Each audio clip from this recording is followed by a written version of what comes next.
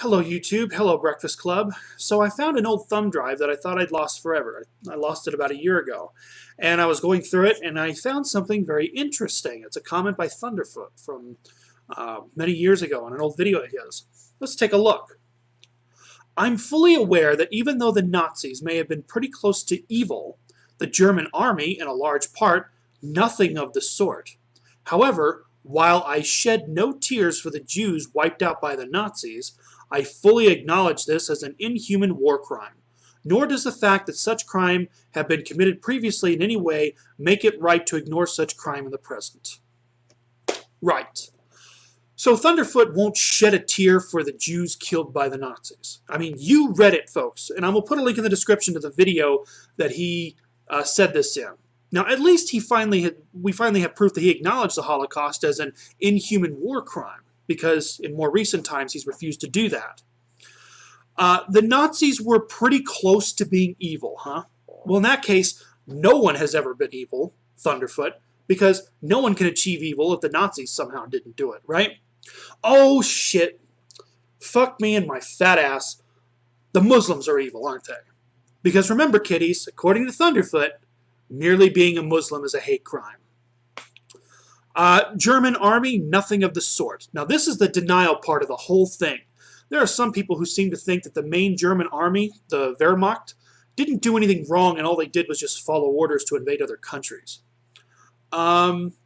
Is that why Poland lost 20% of its population during the war? Poland lost the greatest percentage of its population of any country during the war.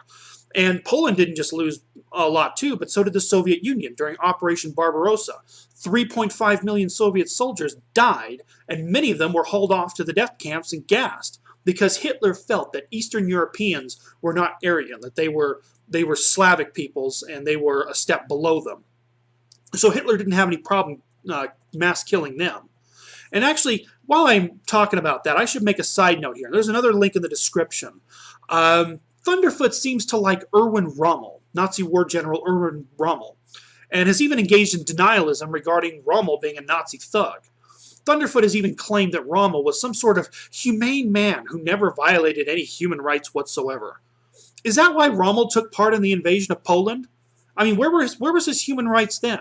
And is that why Rommel did refuse to join the plot to assassinate Hitler? The real reason why Rommel refused to kill his POWs, and this has been studied, because Erwin Rommel has gotten some misguided praise from some people. It's because the Nazis wanted so-called Aryan soldiers from enemy nations to defect, which the British, the French, and the Americans, who were mostly of Celtic and Norse ancestry, they fit that bill. And that's really the only explanation, only rational explanation for what Rommel was doing, for why the British and American POWs were treated so well, while the Jews, Soviets, and Polish died horrible deaths, either on the battlefields or in the death camps. And here's a picture of the German military massacring Jews in Ukraine. It's one of the most famous images of the war. In fact, that innocent German military who didn't do anything wrong, according to Thunderfoot, their actions accounted for 25% of all the Jewish deaths of the war.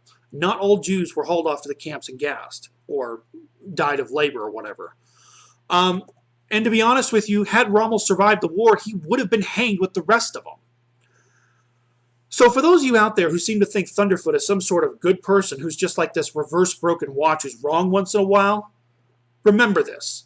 He thinks the Nazis were just freedom fighters for their country, and he refuses to shed a tear for the Jews that were killed.